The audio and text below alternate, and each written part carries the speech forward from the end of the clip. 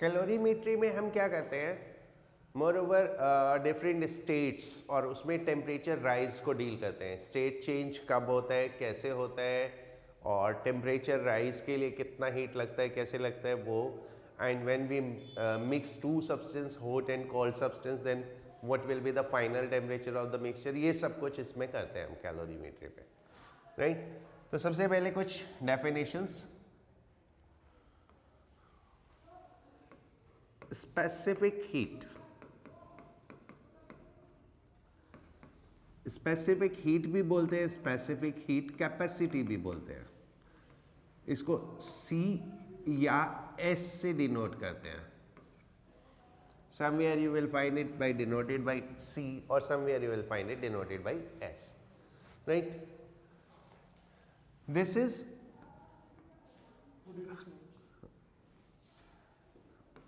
of a substance is amount of heat required, amount of heat required to change the temperature of unit mass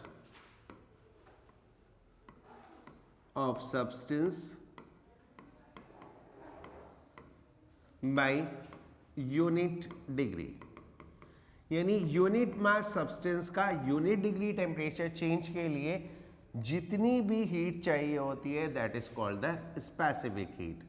so this is Q upon M delta T.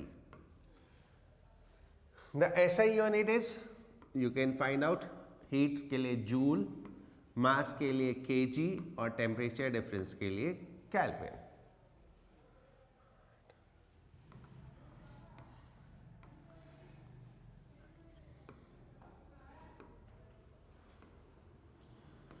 Common unit is calorie per gram degree C.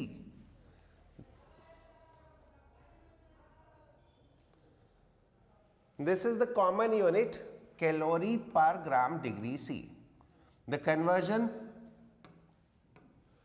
1 calorie per gram degree C is equal to 4.18 into 10 to the power 3 joule per kg Kelvin, and we usually take it as 4.2 into 10 to the power 3. usually 4.2 into 10 to the power 3 ले लेते हैं. So this is what is the specific heat capacity, right. So अगर हम इसको देखें इससे, तो how much heat is required to change the temperature. Heat required to change temperature Q is equal to MC delta T. So that is the formula for heat required to change the temperature. Okay, sir. Right. ये था for the unit mass of a substance. This another way it is defined as molar specific heat. That is for the unit mole of substance. This molar specific heat. Molar specific heat capacity. इसको हम capital C से denote करते हैं. Same definition है, उसमें unit mass था, इसमें unit mole हो जाएगा. Is the amount of heat required to change the temperature of unit mole of substance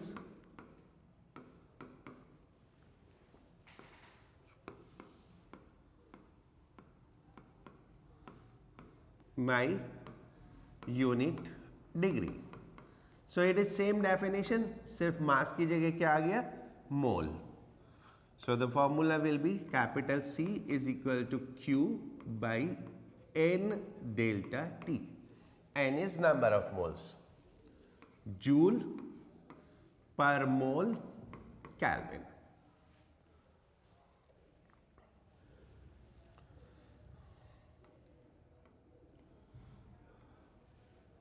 Right? Relation between interconvertible है C and C. ये मोलर स्पेसिफिक हीट और ये general specific heat. So C is equal to capital MC, where M is molecular weight. ये molecular weight कौन सा होता है, जो 1 मोल सब्सटेंस का वेट होता है. जैसे हाइड्रोजन गैस के लिए 2 ग्राम, ठीक है, नाइट्रोजन के लिए 28 ग्राम, राइट. तो अगर हमको मोल्स में काम करना है तो ये यूज करेंगे, और अगर मास में काम करना है तो स्मॉल से यूज करेंगे. इस चैप्टर में हम जनरली मास में काम करते हैं. आगे नेक्स्ट चैप्टर आएगा thermodynamics and kinetic theory. Gases में हम यूजुअली मोल्स में काम करते हैं, राइट. तो मोलर स्पेसिफिक हीट यूज करते हैं. ठीक है बच्चों?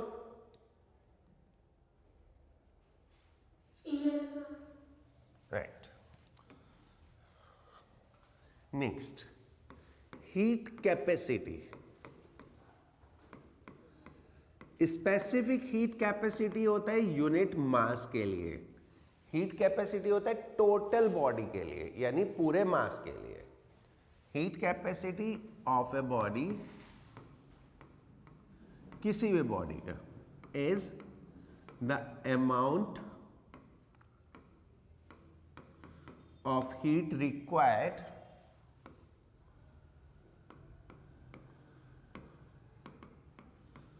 to change the temperature of body by unit degree.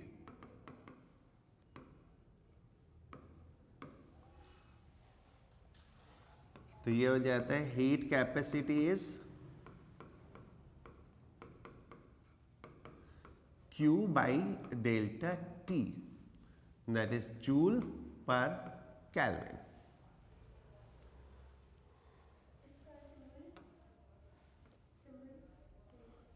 नहीं, right? As Q is equal to MC delta T. ये अभी हमने पढ़ा था, ठीक है. So heat capacity can be written as is mass into specific heat, right? So you can write the heat capacity in this format, or you can write in this format. Okay?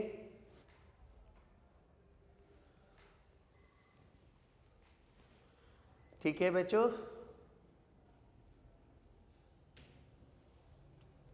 हो गया समृद्धि, चैतन्य?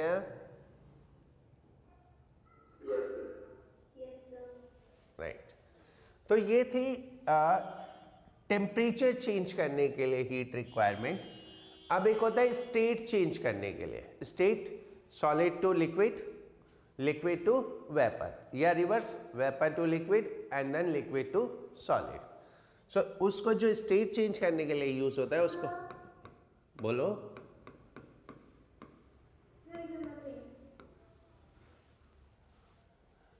उसको बोलते हैं latent heat, right. Latent heat is the heat required to change the state. Okay, latent heat of a substance, ऐसे का latent heat is the amount. Sir आपकी voice बीच में थोड़ी कट कट के आ रही है कभी कभी. Okay. Latent heat is the amount of heat required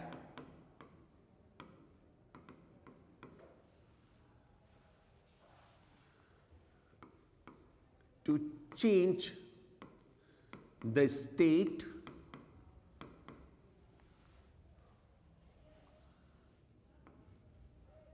solid to liquid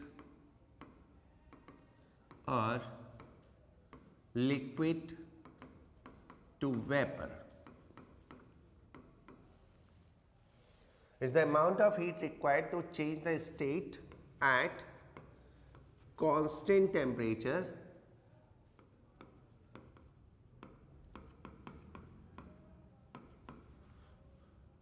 per unit mass.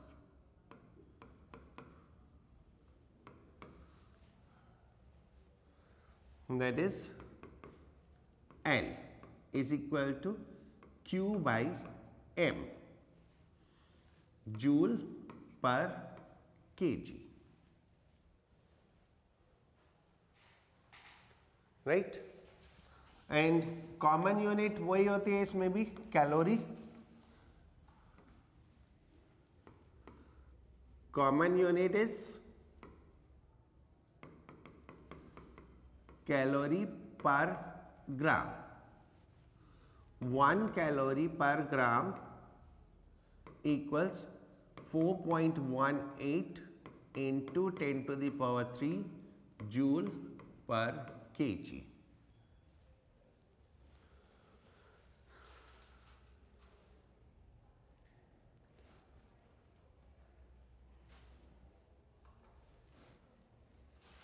So this is what heat required to change the state change करने के लिए. और जब भी स्टेट चेंज होती है तो टेम्परेचर कांस्टेंट रहता है. लाइक फॉर द वाटर, अगर मेल्टिंग प्रोसेस होगा यानी आइस से वाटर कन्वर्ट होगा तो that will happen at 0 degree C, and water से स्टीम कन्वर्जन होगा तो that will happen at 100 degree C. तो during the state change temperature constant रहता है. राइट? ओके. 2-3 नोट्स लिखो.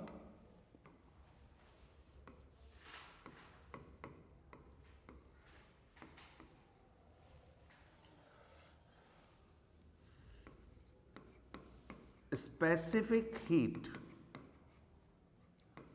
of ice is equal to 0.5 calorie per gram degree C.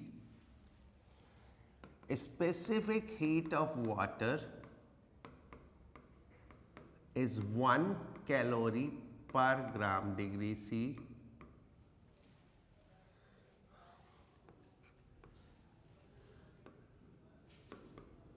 Latent heat of fusion of water, that means ice to water, this is 80 calorie per gram.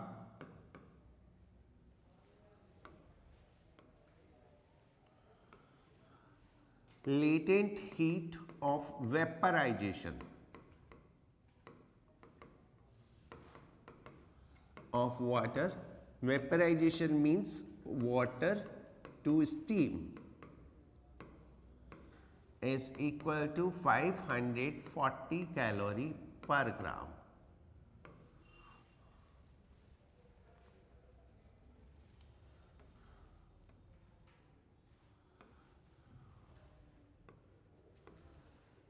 During temperature rise,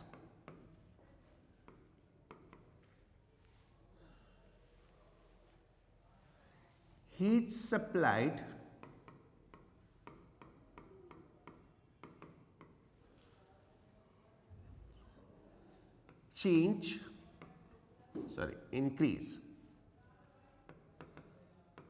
increases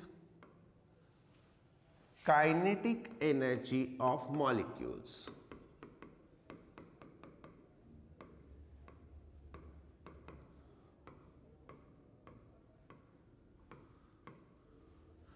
जब temperature change हो रहा है तो kinetic energy change हो रही होती है, and during state change heat supplied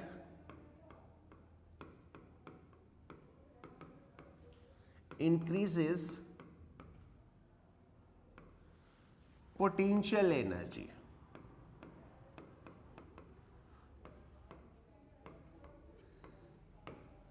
temperature and kinetic energy straight related है एक दूसरे से।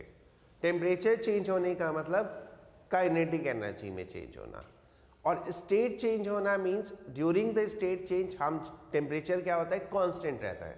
तो during state change temperature constant रहता है तो काइनेटिक एनर्जी में कोई चेंज नहीं होता। So where the heat goes into the potential energy. तो सारी की सारी हीट जो हम सप्लाई करते हैं वो पोटेंशियल एनर्जी में चली जाती है, राइट? आप लोग उसको अच्छे से समझना, what is happening in that, ठीक है? उससे पूरा कैलोरीमेट्री का कॉन्सेप्ट आपको समझ में आ जाएगा, right? Question is find amount of heat required to convert 100 gram of ice at -20 degrees C into steam। यानी हमारे पास 100 ग्राम आइस है जिसका टेम्परेचर -20 डिग्री सी है, उसको हमें स्टीम में कन्वर्ट करना है, राइट? तो टोटल कितनी हीट चाहिए? And whenever we say the steam means the temperature is 100 degree C. So first thing, what is the process? Okay, so how the things will go? Process is like, हमने एक डब्बे में ice को रखा और नीचे से heat देना शुरू किया। एक बॉक्स में आइस को रखा और हीट देना शुरू किया। सो अभी हमारे पास ये आइस था, ice at temperature -20 degree C, but ice will convert into water at temperature 0 degree C. Till the temperature do not reach 0 degree C, the ice will not melt. So सबसे पहले हमारी हीट जाएगी उसका temperature change करने में। तो ice का temperature increase होता जाएगा, कब तक? Till it is 0 degree C. So now it will convert into ice at 0 degree C. So this is the first phase of the heating, and the heat given is Q1. So this heat goes to the temperature change of ice, right? Now because we are continue heating, so now the ice will melt into the water, and during the melting process the temperature will remain same. So it will convert to water, it will convert to water, and the temperature will be 0 degree C. So this is the heat we gave to change the state, that is Q2. Now जब ice से water में change हो रहा होगा तो sir तब तो थोड़ा टेम्परेचर में चेंज आएगा ना?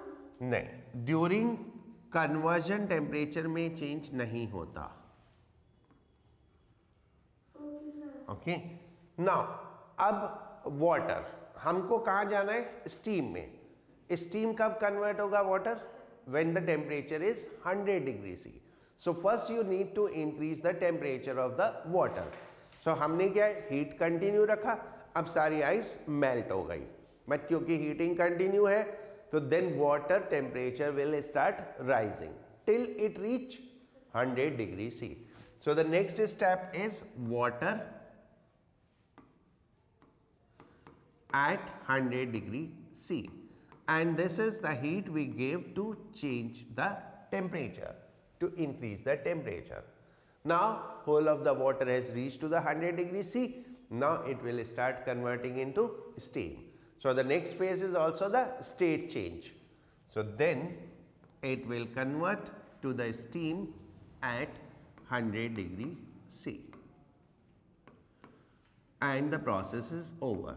So that is how the 4 different phases, first temperature change, then state change, then temperature change, then state change. So we need to calculate all these heats, right? Now first, heat to increase temperature of ice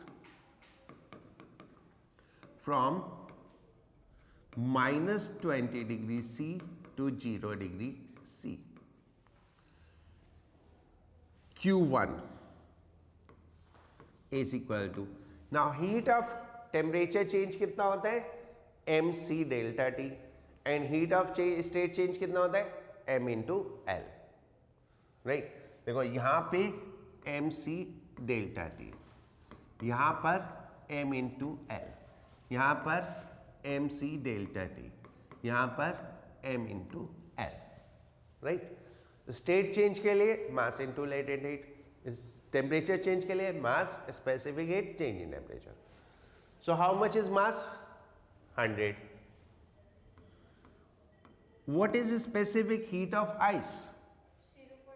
The specific heat of ice is 0.5. CGS में ही कर रहे सारा काम, क्योंकि हमको सब कुछ CGS में है तो CGS में ही कर लेते हैं. Right? Specific heat is 0.5. And how much is temperature change? Minus 20 से 0. So that is 20 degree.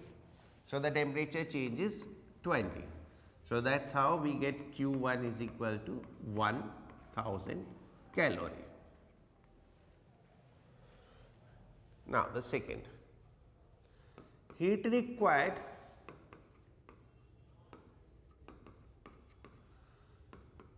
to convert ice into water. Q2 is equal to mass into latent heat. What is the latent heat of fusion? 80 calorie per gram. So this is 80. So that is Q2 is equal to 8000 calorie. The next is heat required to increase the temperature of water.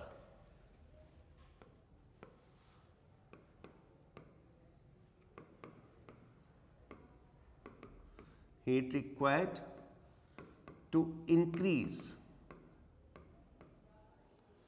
temperature of water 0 degree C to 100 degree C. Q3 is equal to mass तो same रहेगा, that is 100. Now specific heat of water is 1 and temperature change 0 to 100. So 0 to 100 is 100. So that's how Q3 is equal to 10,000 calorie. And the last, now we need to convert water into steam. Fourth, heat required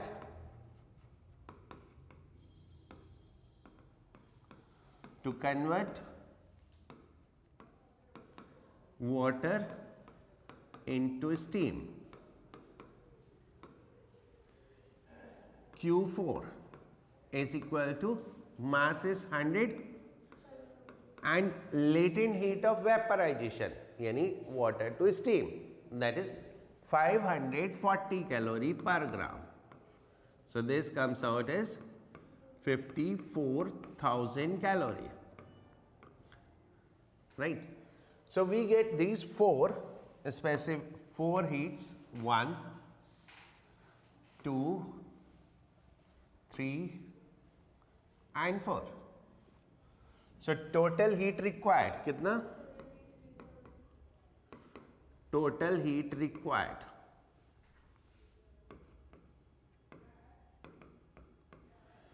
Q is equal to Q1 plus Q2 plus Q3 plus Q4, and this comes out total as 73,000 calories. This is the total amount of heat required, right? And you will see the major part goes into the steam. Major part of heat is required to convert water to steam, that is 54,000, right? तो जब भी liquid phase से vapour phase में जाते हैं तो बहुत ज़्यादा हीट का रिक्वायरमेंट होती है, राइट? नेक्स्ट आता है law of heat exchange. Law of heat exchange. What this law says? This law says अगर हम दो सब्सटेंस को मिक्स करते हैं, दो या ज़्यादा भी हो तो सब्सटेंस को मिक्स करते हैं और उनके टेम्परेचर डिफरेंट डिफरेंट हैं, तो जो मिक्सचर है वो एक कॉमन टेम्परेचर पे आ जाएगा. किसी सब्सटेंस का टेम्परेचर कम होगा, किसी का बढ़ेगा, एज यू डू. लाइक अभी सर्दियाँ हैं तो आप सुबह नहाने के लिए कभी पानी बहुत गर्म हो जाता है, कभी ठंडा हो जाता है, सो यू मिक्स, गर्म पानी में ठंडा पानी मिलाया and then you make it comfortable for you. तो जब आप गर्म पानी में ठंडा पानी मिलाते हैं तो ठंडा पानी हीट लेगा और गर्म पानी हीट देगा. तो जितना हीट गर्म पानी ने दिया उतना हीट ठंडे पानी ने लिया. That is simple law of. अगर ठंडे में गर्म मिलाए तो भी वही बात है, चॉइस इज योर्स. ठंडे में गर्म मिलाओ या गर्म में ठंडा मिलाओ, नहाना तेरे को है, ठीक है? तो एक concept is one will give heat and another will take heat. तो जितना एक देगा उतना दूसरा लेगा, राइट? ओके. इफ टू और more substance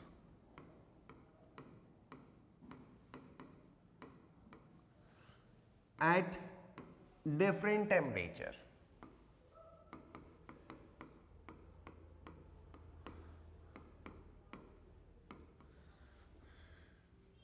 are mixed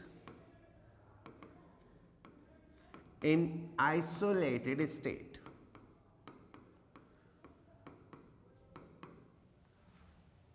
right? Isolated state means no heat flow to and from surrounding.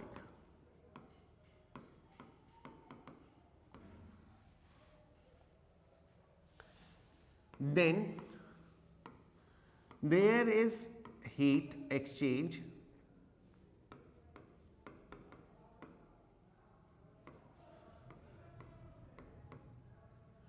from hot body to cold body.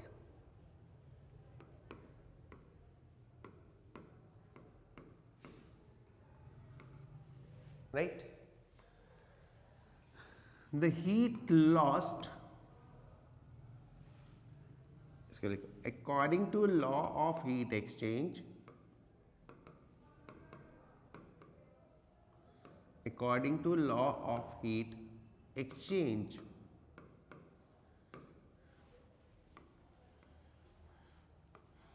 heat lost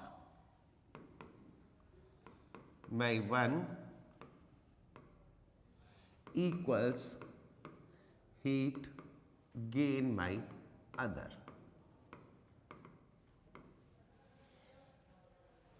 नहीं, that simple law of heat exchange. एक देगा और दूसरा लेगा और वो equal हो जाएगा, राइट?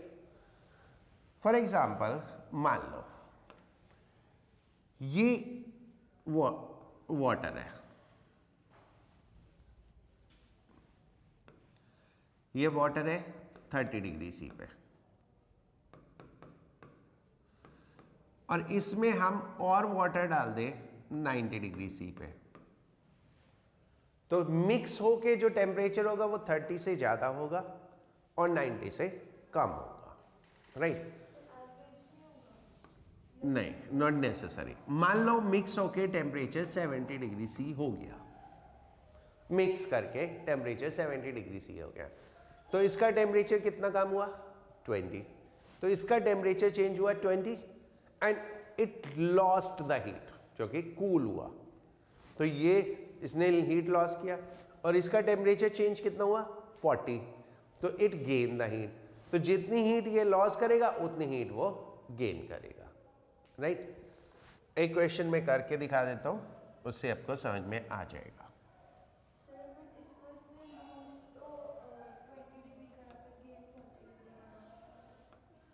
मैं बताता हूं।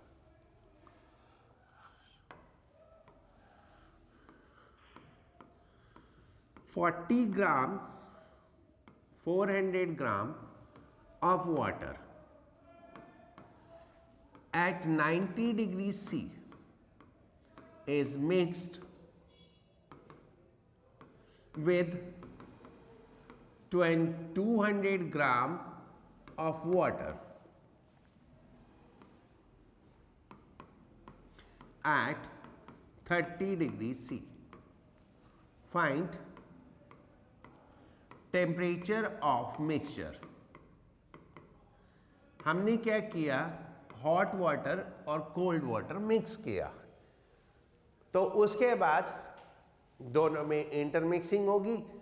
जो हॉट वाटर है वो थोड़ा कोल्ड होगा और कोल्ड वाटर थोड़ा हॉट होगा, तो फाइनली टेम्परेचर कितना पहुंचेगा मिक्सचर का वो हमें कैलकुलेट करना है। सो नाउ सबसे पहले तो मान लेते हैं, let mixture temperature is T,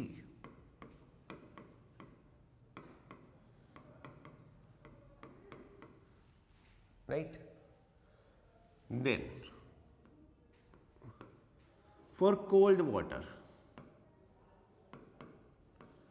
delta TC, temperature change कितना हुआ? 30 से T हो गया, एंड T 30 से ज्यादा होगा कि कम होगा?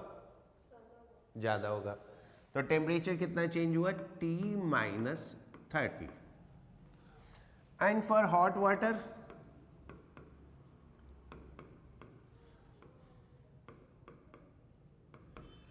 temperature has come down from 90 to T. 90 is more than T. So temperature changes 90 minus T. Right? Now, by law of heat exchange, by law of heat exchange, heat gain by cold water equals heat lost by hot water. Hot water जितना heat loss करेगा उतना ही cold water heat gain करेगा। Now this all is for temperature change, तो temperature change के लिए heat कितना होता है? mc delta T. तो this is mass of cold water, specific heat of cold water, temperature change of cold water. Mass of hot water, specific heat of hot water and temperature change of hot water. Now specific heat तो being at water तो same रहेगा, right? Now mass cold water कितना है? 200. Temperature change of cold water T minus 30. Hot water कितने? 400. And temperature change 90 minus T। इसको multiply करो, solve करो,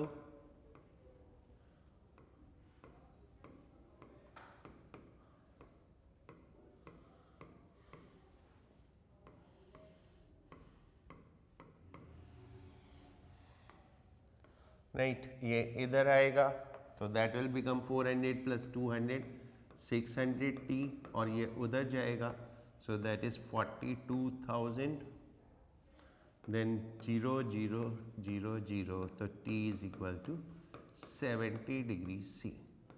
The mixture temperature will become 70 degrees C.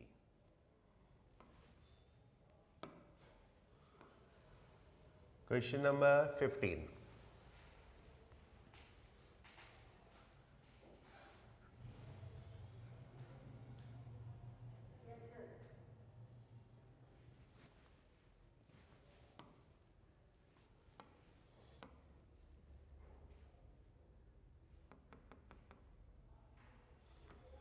देखो ए का टेम्परेचर 30 से 26 हो गया, राइट?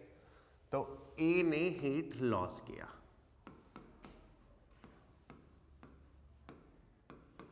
बी का टेम्परेचर 20 से 26 हो गया, सो बी ने हीट गेन किया, is equal to heat gain by B. By law of heat exchange वो लूज करेगा, वो गेन करेगा। This is mass of A, specific heat of A, temperature change of A. Mass of B, specific heat of B, temperature change of B. Now masses are equal, that is given in the question. Mixed in equal masses, right? Now ratio of specific heat निकालना है हमें। temperature change of A कितना? 30 से 26, तो 30 minus 26, and temperature change of B 20 से 26.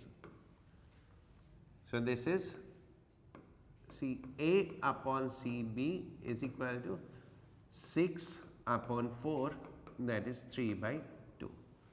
3:2. Sir इसमें आपने सी and CB को कट नहीं करवाया सर, बट आपने इससे पहले वाले में तो करा था। पहले दोनों पानी थे, अब दो अलग लिक्विड हैं।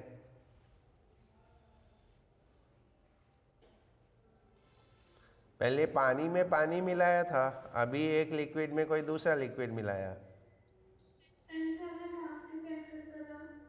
क्या सर ये जो एन में एन बी दिया हुआ है ना, mixed in equal masses. Okay. हो गया?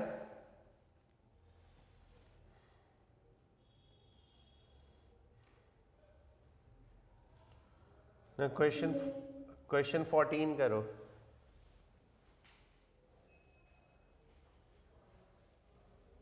ये हो गया ना?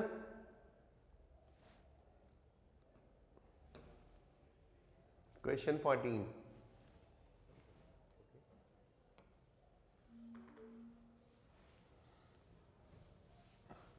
A copper block is 2.5 kg is heated and then placed on an ice block. Find the maximum amount of ice that can melt.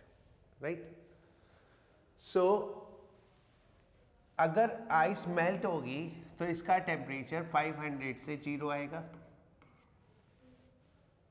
Right? Ice दोनों का टेम्परेचर सेम हो जाएगा। आइस अगर मेल्ट होना है तो टेम्परेचर कितना? 0, राइट? तो इसका टेम्परेचर भी 0 हो जाएगा। सो हीट, हाँ, आपको आइस मेल्ट करनी है तो क्या करोगे? आइस को हीट नहीं करोगे। ये कॉपर ब्लॉक है, ये गर्म है, इसको आइस वाले डब्बे में डाल दोगे तो आइस मेल्ट होनी शुरू हो जाएगी।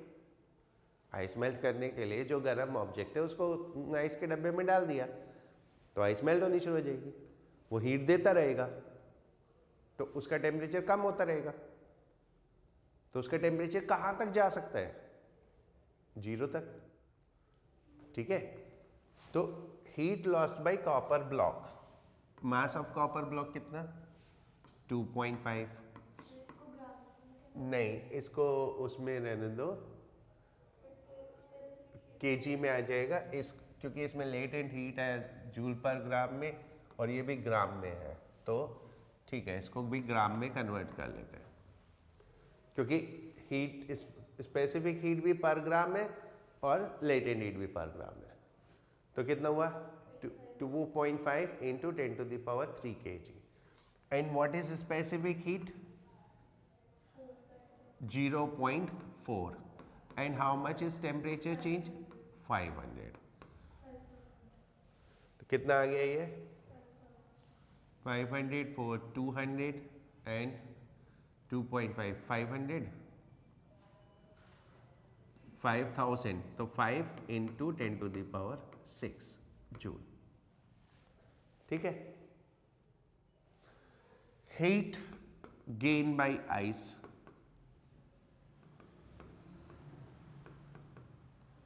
दैट इज मास, वो तो हमें निकालना है, into latent heat. Latent heat कितनी है? 335 joule. Now heat lost is equal to heat gain. So m into 335 is equal to 5 into 10 to the power 6. So m is equal to 5 into 10 to the power 6 upon 335. So 1003. So this is 1.5 into 10 to the power 3 gram, which is equal to 1.5 kg. ठीक है बच्चों?